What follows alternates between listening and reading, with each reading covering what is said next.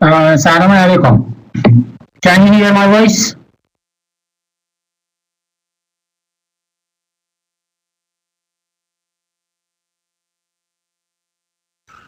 Okay. Is there any question from the last lectures?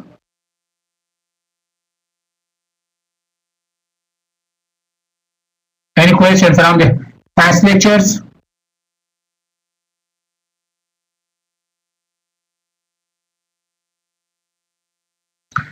Okay. During the past lectures, in this chapter, we firstly talked about security. We said that what is security and how we can keep something secure, keep our assets in computer network secure. We talked about cryptography, authentication mechanism, and message integrity. And after that,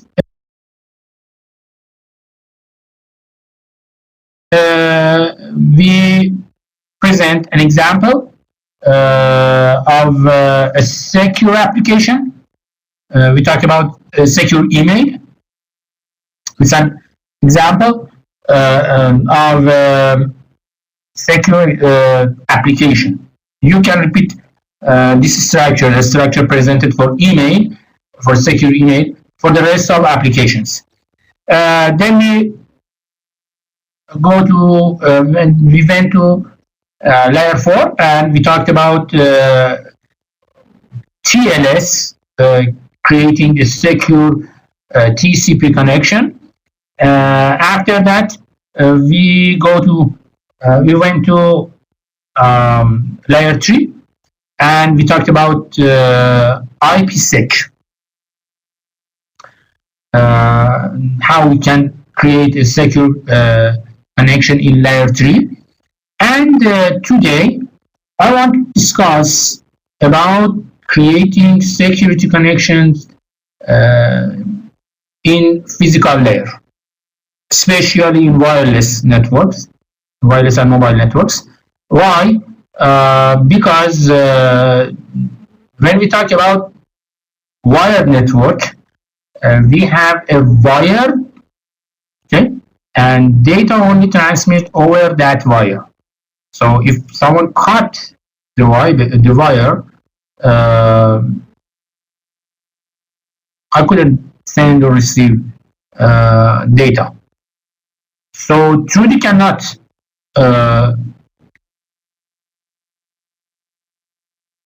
sit in a wired network, sit between a connection in a wired network. Maybe Trudy, yes, Trudy can, for example, hijack. Trudy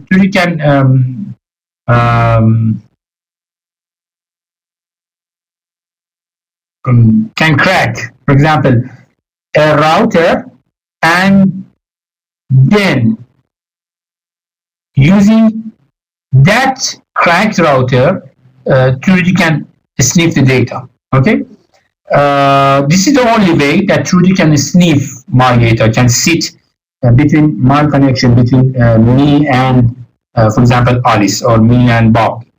Okay, so in wired network, I can say that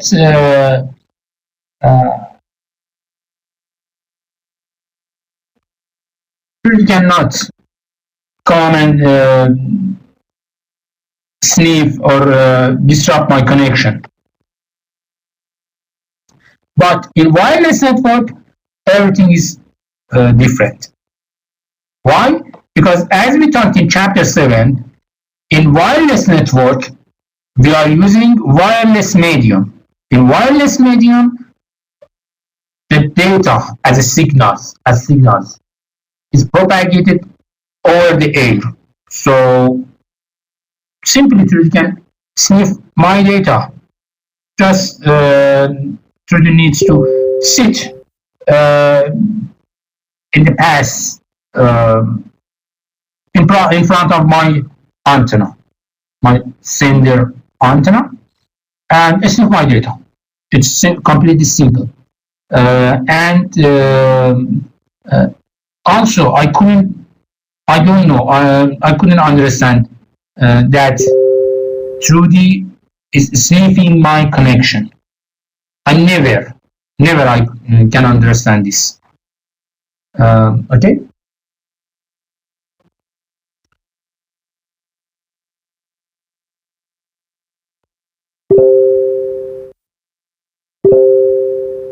So when we talk about wireless networks, security became challenging. At least through the can create some noise over my channel, my sending channel, and using this simple method, Trudy can disconnect my connection. It's very easy. In Farsi we said جنگ electronic war. Okay, if you go to military troops, military units, you can hear something about electronic war. There are some special devices you are working on this to disrupt the wireless connections, because most of military groups are using wireless networks to connect to each other. So it's common in military world that some companies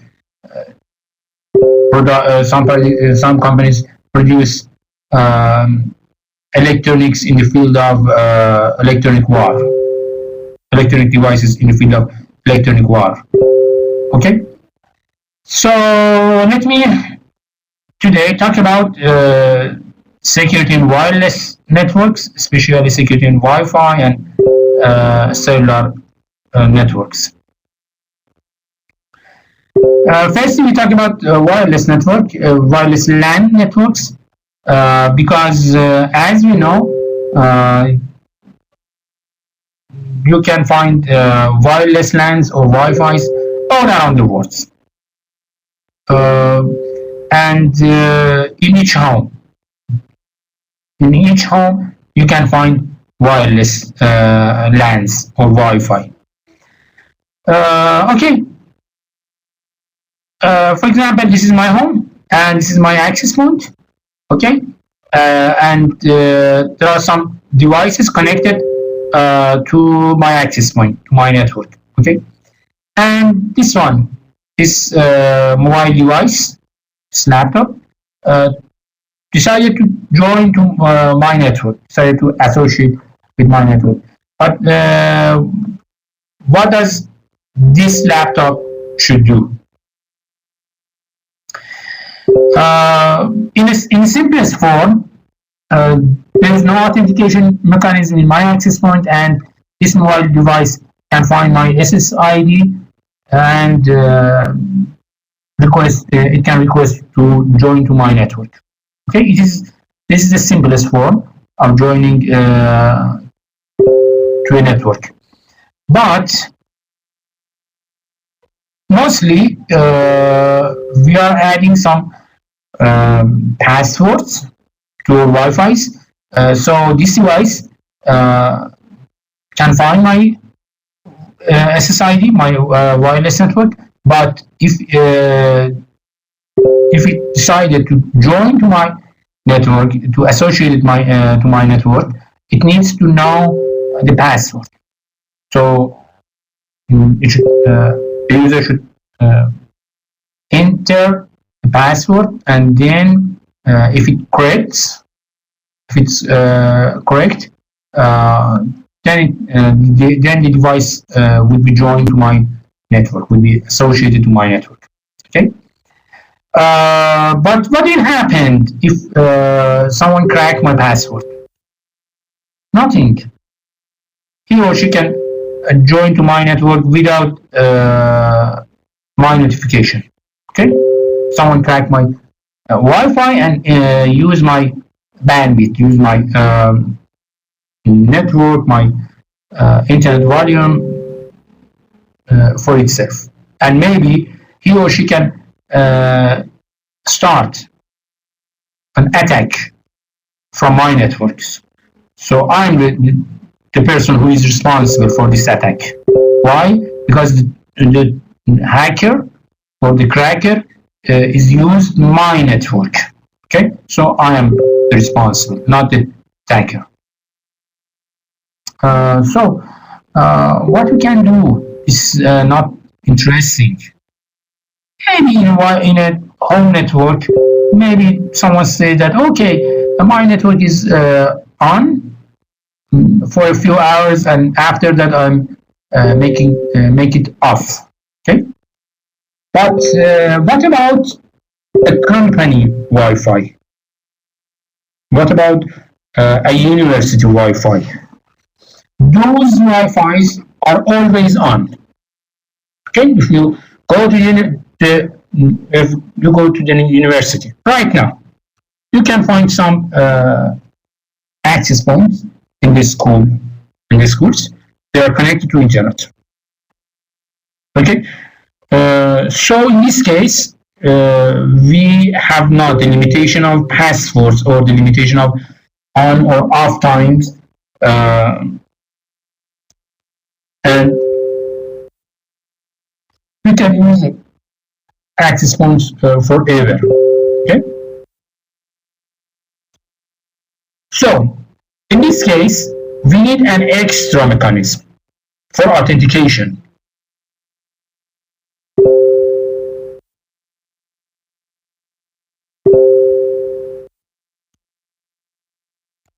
Why? Because I couldn't trust to passwords, to simple passwords on access point. Okay. Someday, one day, the cracker can break the passwords.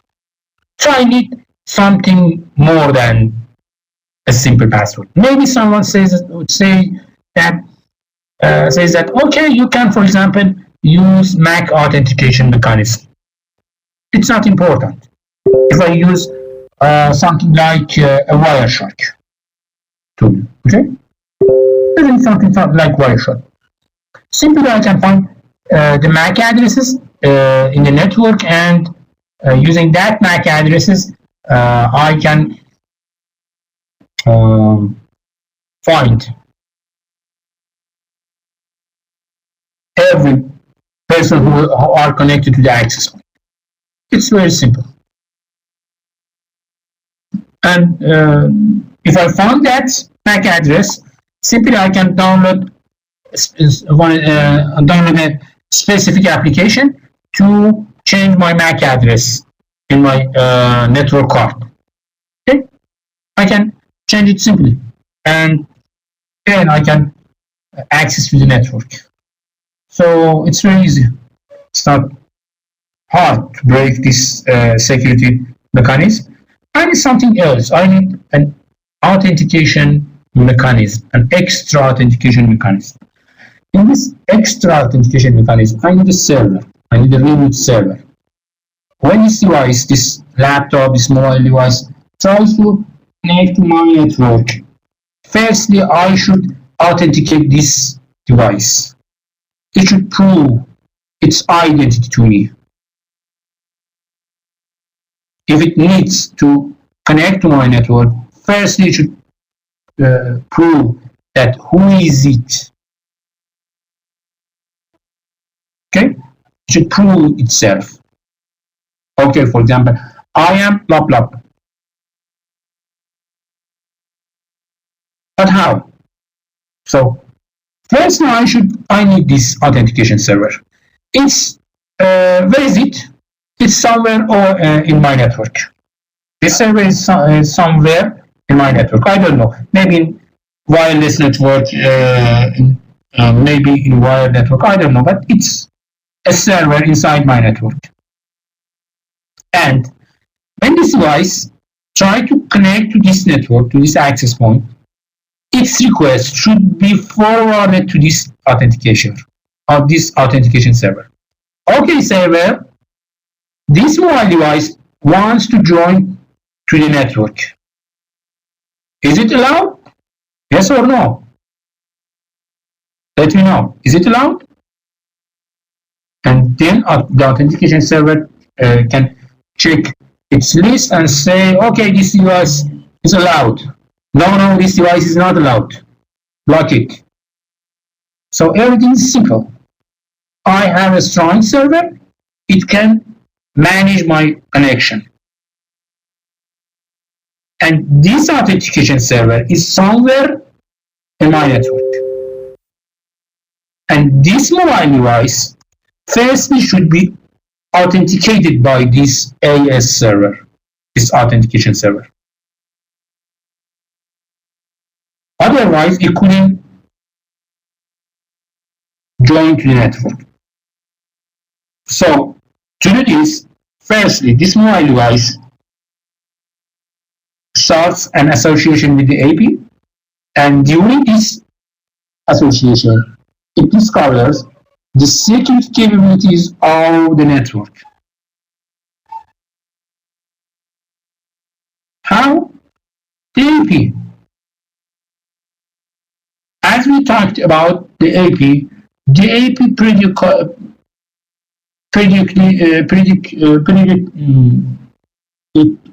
predictably sends its information, especially its encryption and authentication information, to the rest of the network. It's propagate this information in itself. Okay?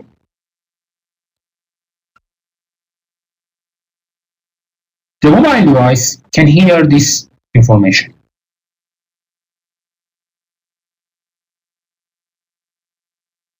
So when this mobile device wants to join, to associate with the AP, it should request for some of those specific authentication and encryption mechanisms. The AP prepare a list of those mechanisms, but the AP should request some specific form of those algorithms.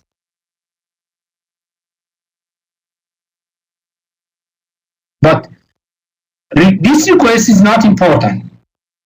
Why? Because this mobile device still does not join to my access point. Okay? This device not yet authenticated, not yet received encryption keys or something like that. Okay? Once it requests for those forms, then the second step, the AS received this request, the request from the mobile device, and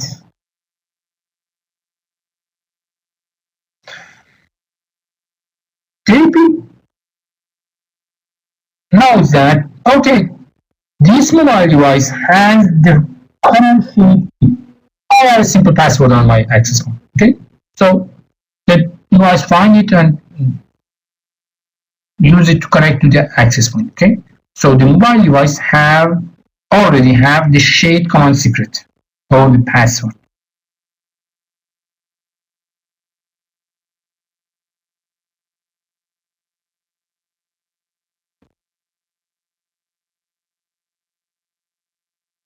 The AP will forward this information to the authentication server over the network.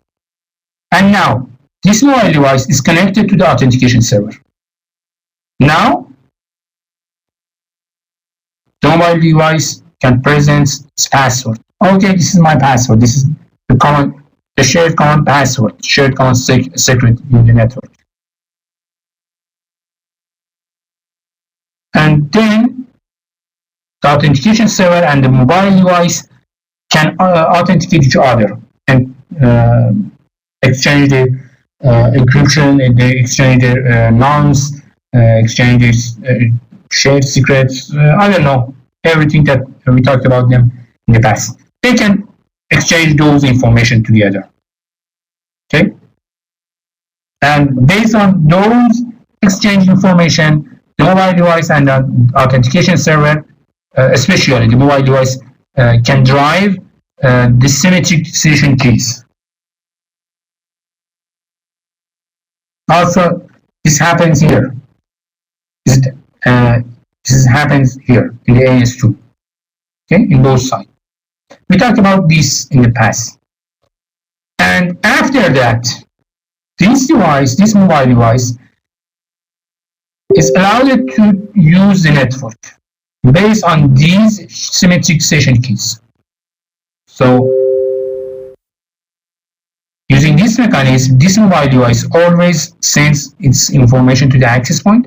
This information are moved toward the authentication server, and in the authentication server, this information are checked, and if it's true, it's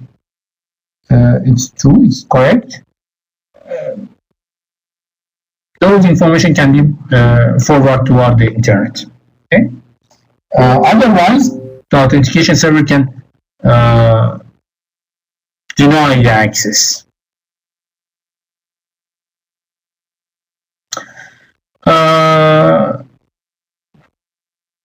Today's the newest security mechanism in wireless LAN is WPA3. It's the newest strategy in wireless LANs. Here you can see that this the mobile device and the authentication server, they have their shared secret, the initial shared secret, the passwords. Both of them has this one. And the mobile device asks the authentication server to authenticate. Okay. Firstly, the authentication server send announce to the mobile device, and mobile device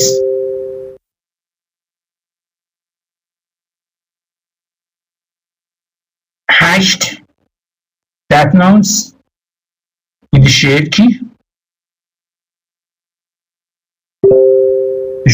and then that announce. They are hashed using HMAC, using the HMAC strategy, and that hash mechanism, hash value, is sent over this connection toward the server, and also with this message from the mobile device to the AS, we can see we have the HMAC and also announce from the mobile side. They are sent toward the AS.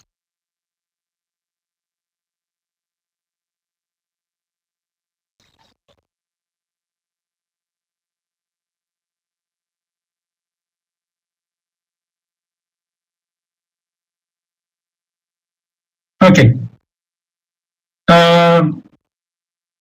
Here in the AS side, AS knows its nouns, and also AS knows the shared key. So simply, AS can create this HMAC value itself and check it with this one. If it's true, they are similar,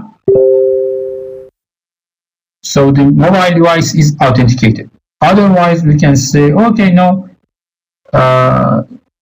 it's not an authenticated system.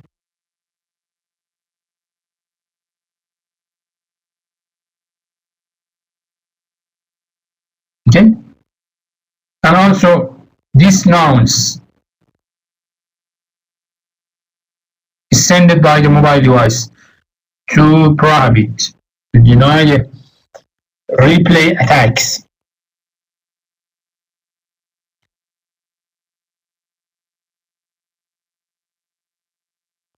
Okay, until now, the mobile device prove its identity to the AS. And after this one, after this step, in the third step, the AS should distribute a symmetric station key. It's a shared key. We talked about this one in the past. We said that, okay, there are some symmetric and asymmetric mechanism, and the symmetric keys are simple. They need lower power and they need lower computational. They have lower computational complexities. Okay. So, in third step, the AS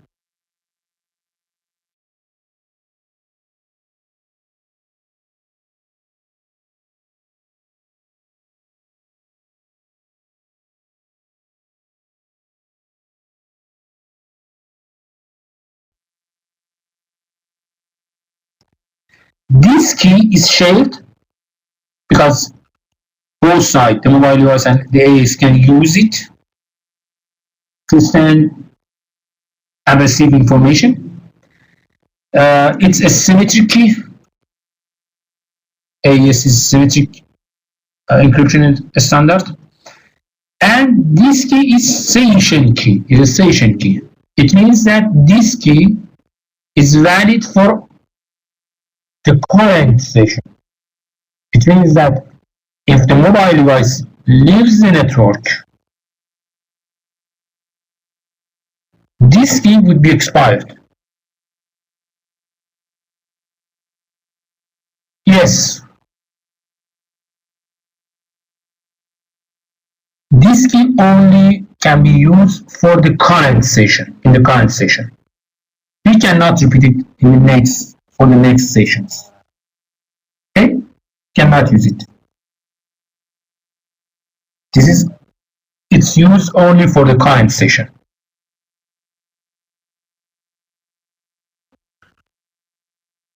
So please look on this concept. It's a shared, symmetric session key. It's shared, used by both AS and mobile device. It's symmetric, so with lower power consumption for encryption, and it's a session key.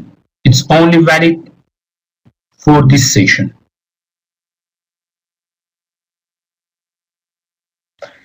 And now, after this, the mobile device receives this shared secret key, and now the mobile device create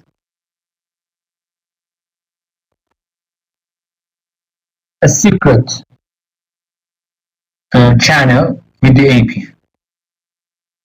This channel is encrypted. The data over this channel is encrypted using the shared symmetric session key.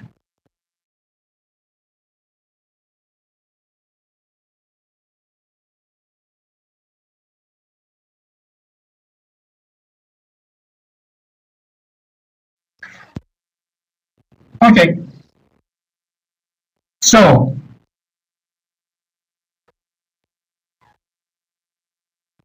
using this strategy, we authenticate the mobile device and give a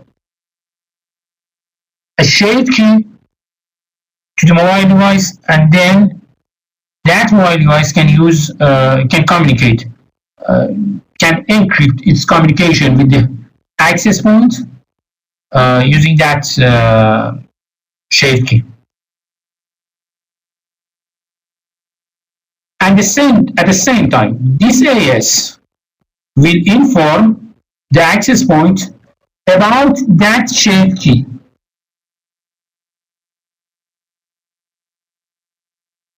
Okay?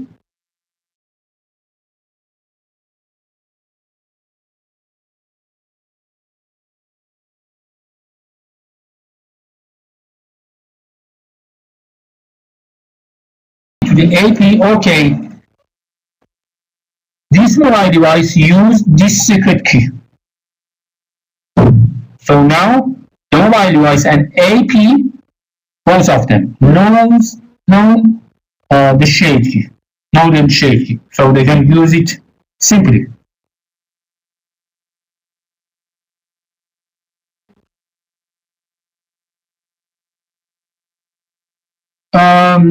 Here you can see the protocol stack of this mechanism. Here in the wire side, you can see the radius server. It's an authentication server.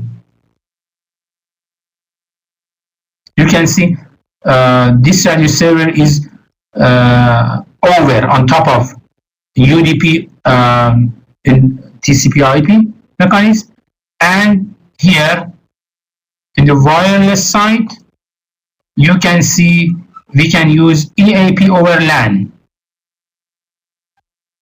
to communicate between with the AS. And commonly between these two sides, we use EAP TLS. Look at this one, TLS, to communicate, to make a communication between them. That is something interesting. Here, this mobile device, look at this one here. This mobile device is in layer 2, is working in layer 2. Okay? EAP over LAN. It's layer 2. And now here in the right side, we are talking about layer 4 and layer 5, application layer.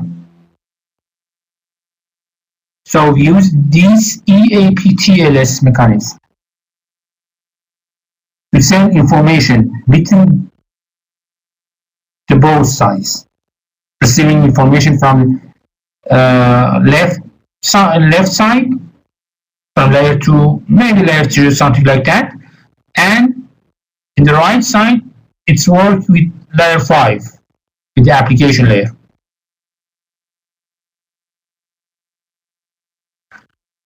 DAP means that Extensible Authentication Protocol.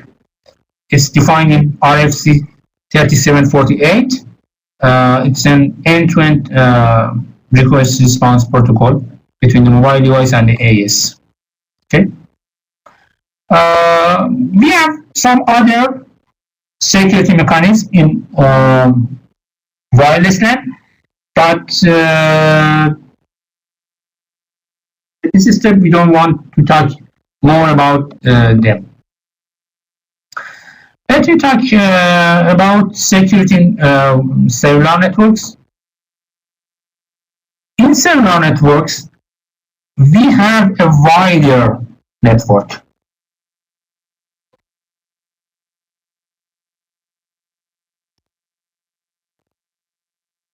What does it mean? It means that more people, more devices are standing inside the communication range of the cell.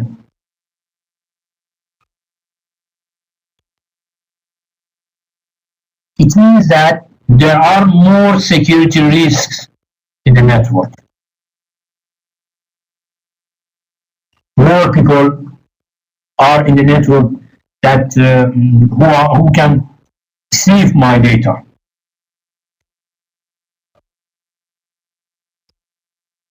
When we talk about wireless LAN, we talk about a network with a range of, for example, 20 meter, 30 meter, or something like that. Okay.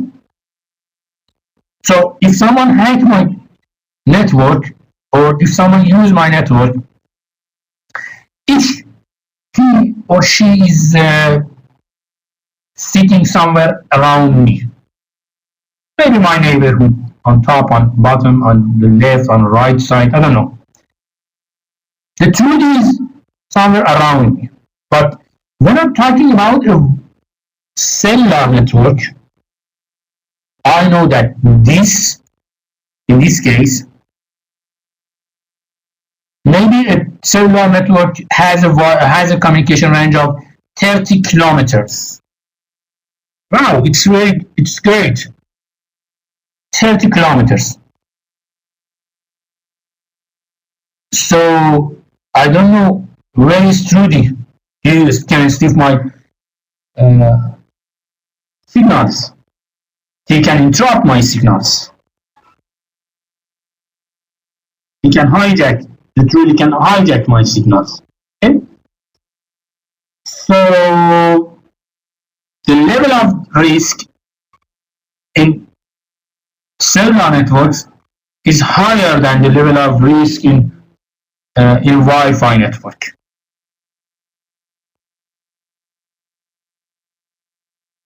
So we have to be clear about the authentication and encryption in mobile devices. Just think about this. Everybody can hear the voice of other people in the network. Can you imagine? Just think.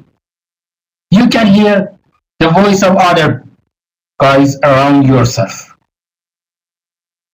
They are talking about everything.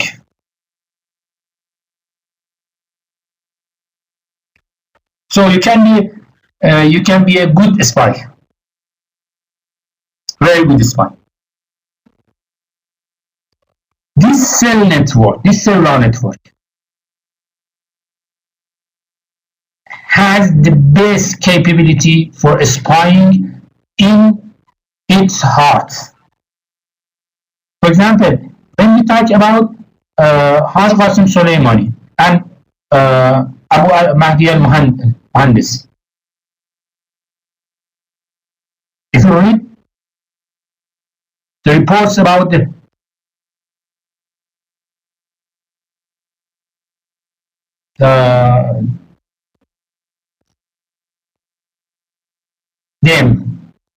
about the last night, you can see that the Americans and the Israel they sniff, they hear, they track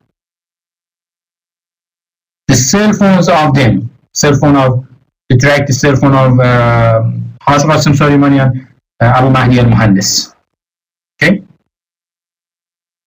They authenticate them using their voices. So, the cellular network is not something safe. Spies can enter to this network and record and sniff, record and hear other voices. That is interesting. Everybody can hear my voice, so I couldn't say anything. Couldn't say everything on my phone call, because everything can hear my voice. Okay, so it's really interesting to firstly authenticate each mobile devices in the network, and secondly, it's really important to encrypt each connection in the mobile devices in cellular networks. Authentication and encryption in cellular networks. Okay, let me start. I have a mobile phone, I have a cell phone with a SIM card, and I make it on. Okay, my cell phone tries to associate with the nearest BTS, with the nearest base station, with the nearest node B. Okay, it's make a communication with the nearest node B around itself, and after that it sends information. The information is stored inside the SIM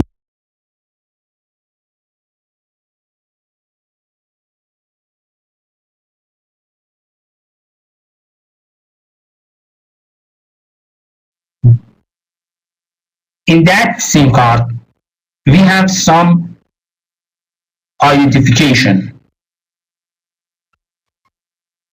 We use those identification to authenticate ourselves to the network, and also authenticate the network itself using those stored information in the SIM card. Okay, and this is the biggest difference between a Wi-Fi network and a cell phone network. In Wi-Fi network, just I need a wireless LAN card, network card, and just I need a password connect to a Wi-Fi. It's very simple. But here in cell phones, in cellular networks, we have special SIM cards. I can copy it. Okay, I can copy this SIM card, and if someone copy my SIM card, the network couldn't identify my identity in that copied version. Okay, the network couldn't identify which of them is correct. So someone can copy my SIM card, and then he can make phone calls, and I should pay for them, for those cards, because I am the person who is registered on the network. But someone else copy the information inside my SIM card, and then he or she can can join to my network and use my accounts. We talked about those mechanisms in the past chapter. Okay, so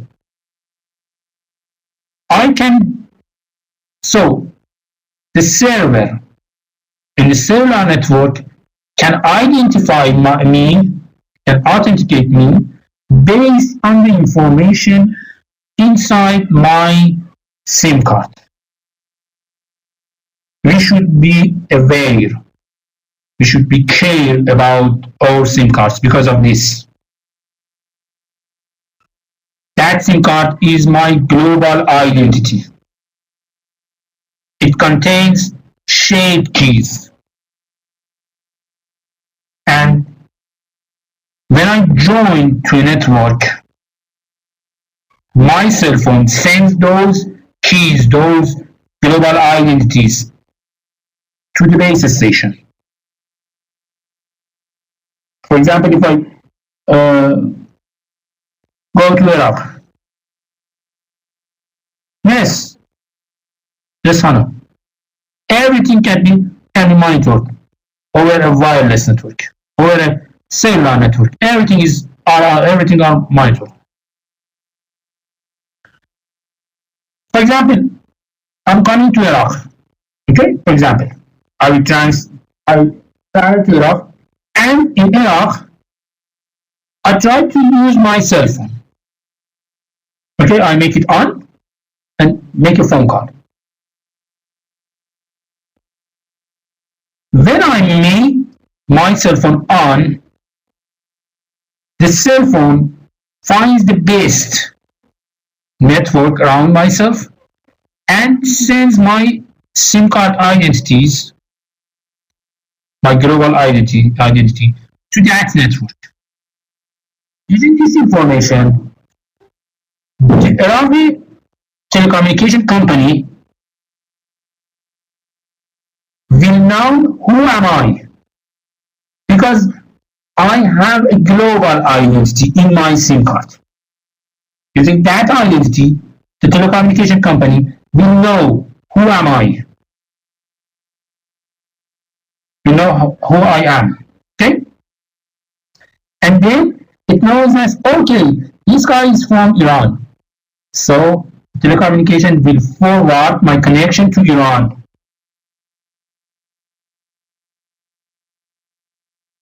to my Iranian telecommunication company. It will forward to my connection to Iran. Using this strategy, after I travel back to Iran, my telecommunication company will say, okay, this is your bill. You made some phone calls when you were in Iraq. How? Because of global identity in my SIM card.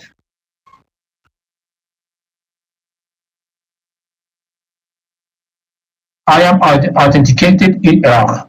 So,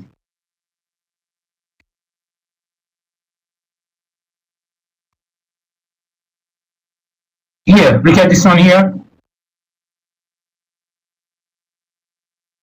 There are some identity, global identity in my SIM card. I'm sending them to the base station.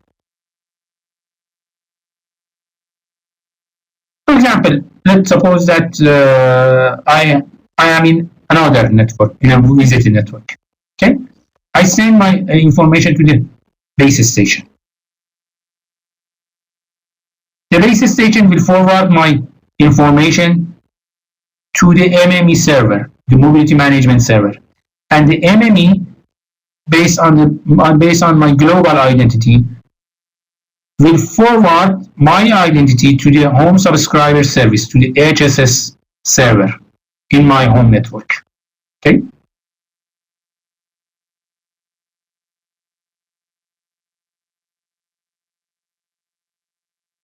After authentication, and it checks my identity and make it say, for example, he is okay.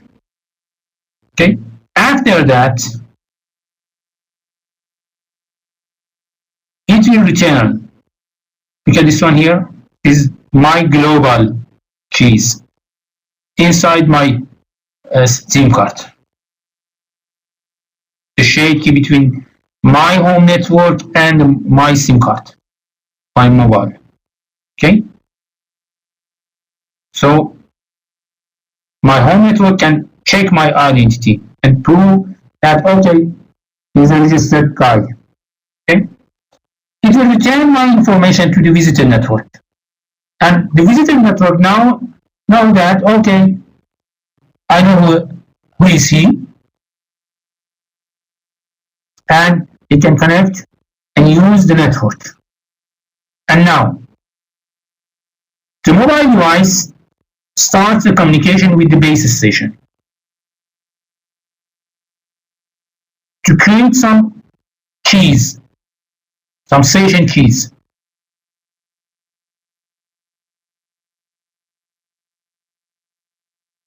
We use this key, this session key between the base station and the mobile device. Look at this one. We have another key, the shared key between the HSS here and the mobile device.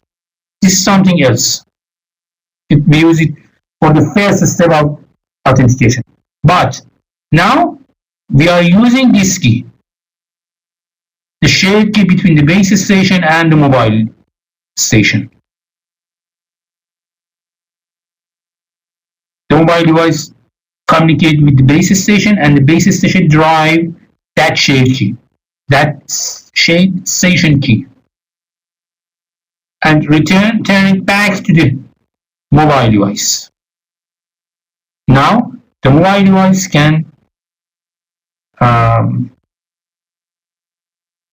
encrypt its communication with the base station over the 4G link.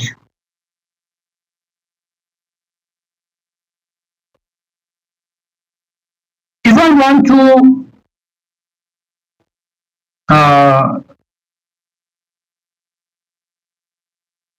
compare this strategy with the authentication strategy in Wi-Fi, I can say the whole of this one, all of them, this one. They are similar to the AAP in Wi-Fi, but they are playing similar role. Okay, but here we can see that this structure here is more complicated than the structure more complicated than the security mechanism in Wi-Fi.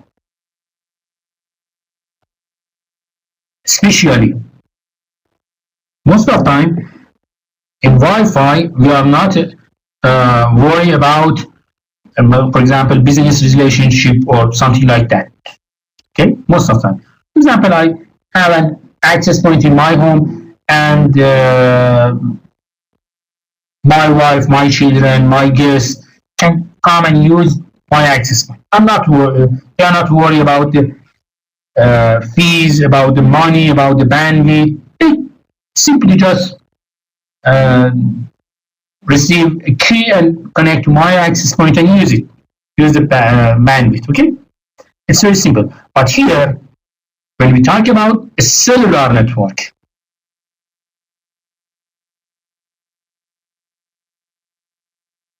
we have a trust relationship, business relationship, especially when we are somewhere else. So we have a business relationship between this visited network and this home network, between these two guys. For example, if I make a phone call in Iraq, I'm from Iran. My SIM card is from Iran. Okay?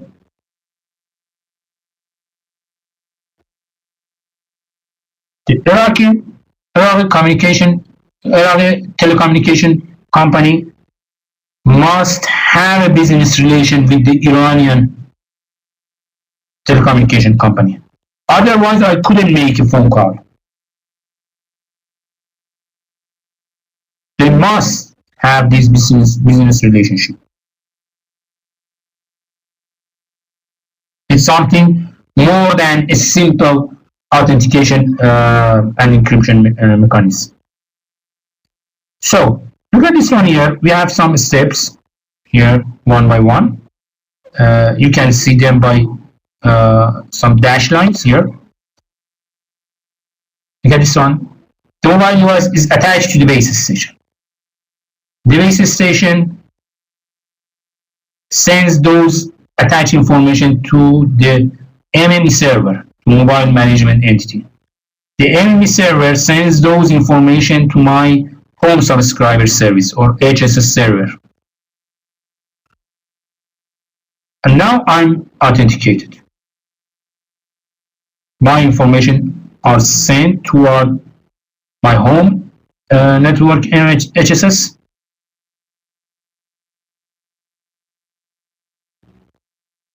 Okay.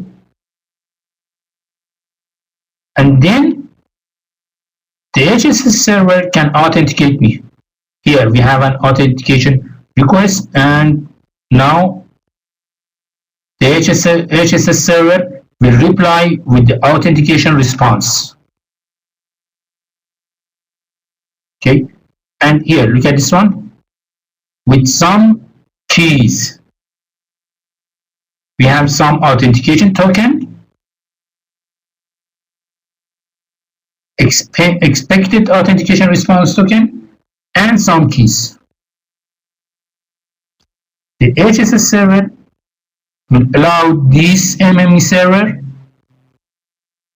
to authenticate my device. Okay, this one. The HSS server will respond to MME, and the MME will send those authentication tokens or those expected authentication response tokens to my device. Those authentication tokens contains some information about the encryption and the shade key between the HSS and the mobile device.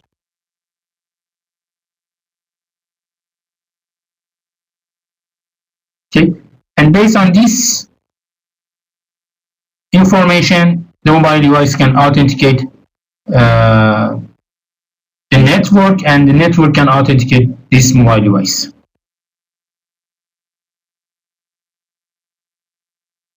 And now the mobile device will respond with request for authentication in this visited network.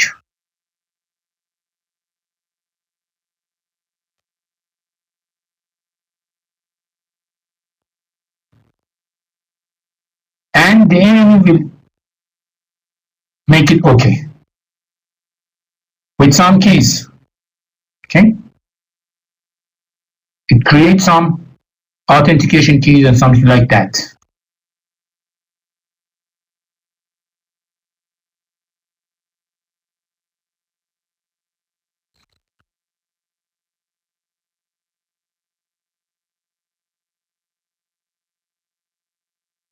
Look at this one here.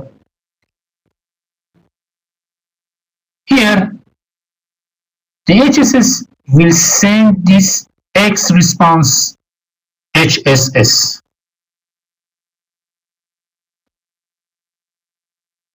These values and these keys are kept by the MME server. Here, this X are REST HSS and these keys. They are kept by the visitor network here.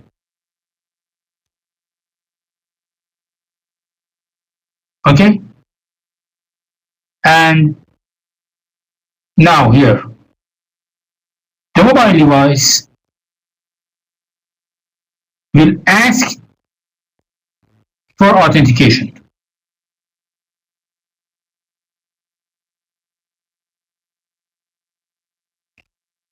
Will response here. We have the enemy sends some authentication token to the mobile device, and the mobile device should respond to that message. So here we have a response from the mobile device, response of M. Okay, this response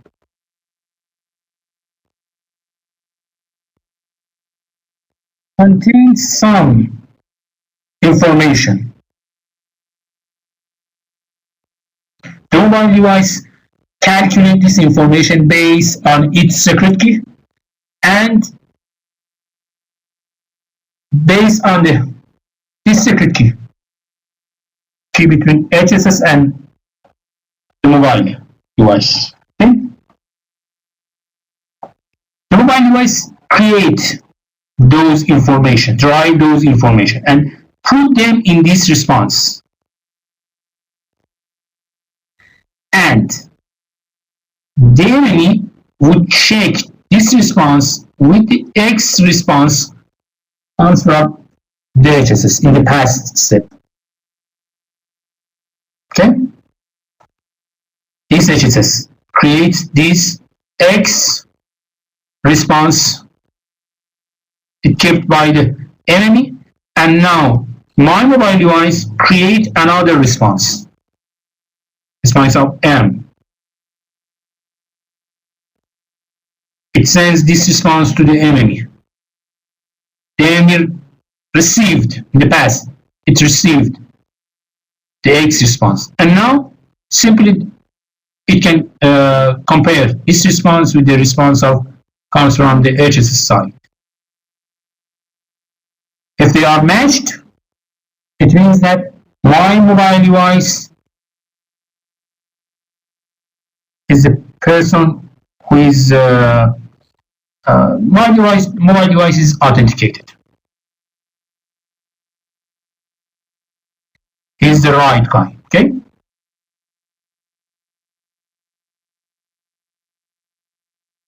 Why? Because the enemy keep this XRSS and ask from this HSS for this. And now the mobile device send a similar key, similar information toward the enemy. So both of them, both HSS and the mobile device, both of them say something similar. So I can say, okay, this mobile device is the right one.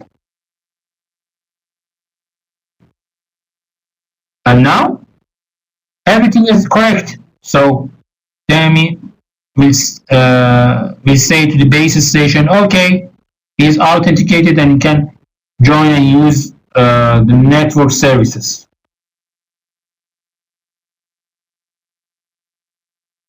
And now my mobile device can make a key derivation phase with the base station.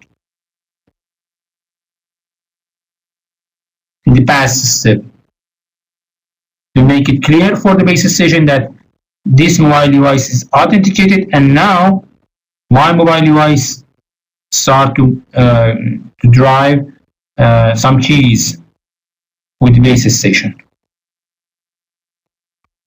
And we are using AES technology, AES encryption standard for this one.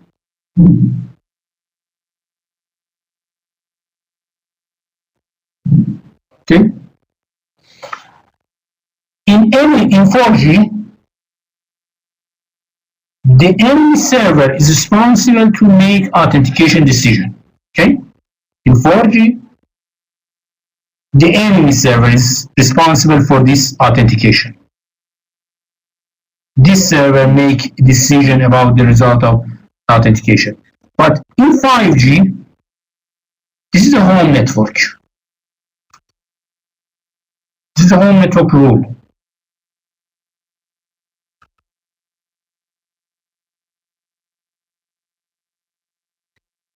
That is interesting. Something has been changed in 5G. The home network authenticate its mobile device, which is in another network.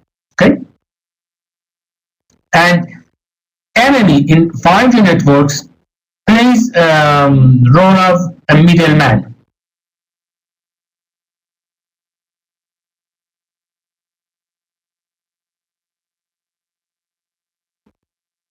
However, still this enemy can reject my connection. Still.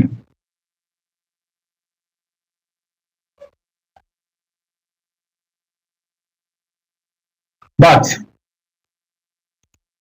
the main person who make the final decision about the application is the home network. It's something different comparing with the 4G. In the 4G, the enemy is the responsible of this making decision. But in 5G, no, the home network make this decision. Also in 4G, we use shared keys, but in an advanced method, in an advanced way. In 5G,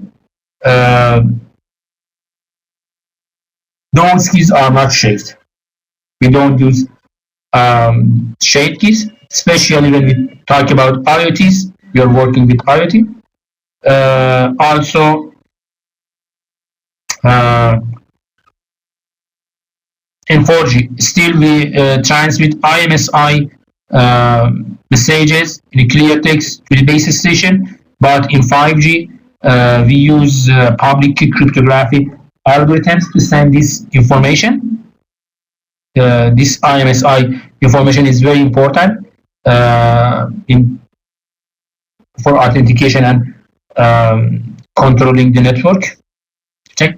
So in 5G, we encrypt those information using a public and private key. Okay, using public keys. Okay, that is enough for today.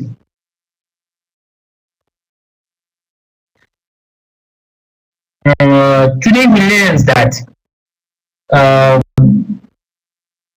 wireless in security network is very important. Why? Because in security network, we are worried about the medium. The medium is air, and everybody who is around us, who can hear my signals. So those guys can sniff my communications and use it for different reasons in military operations, for spying, or making everything. Okay. So if we are interested to use wireless networks, we should be care about these networks. We have to apply different security mechanisms on mobile devices, in mobile networks, to make them safe, to make them secure. It's very important. And it's a challenging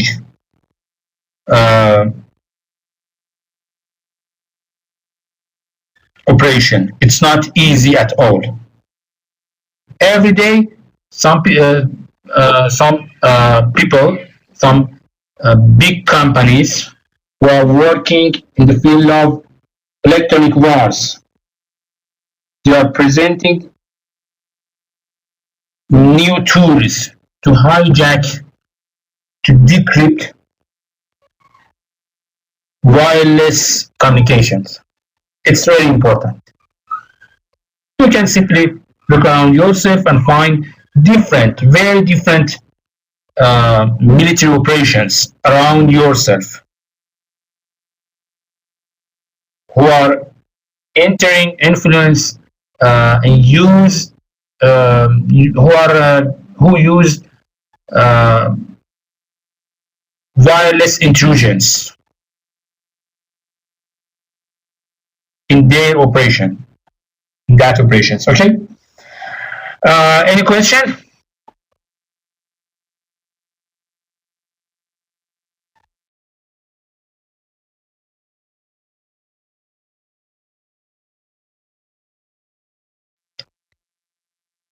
Okay.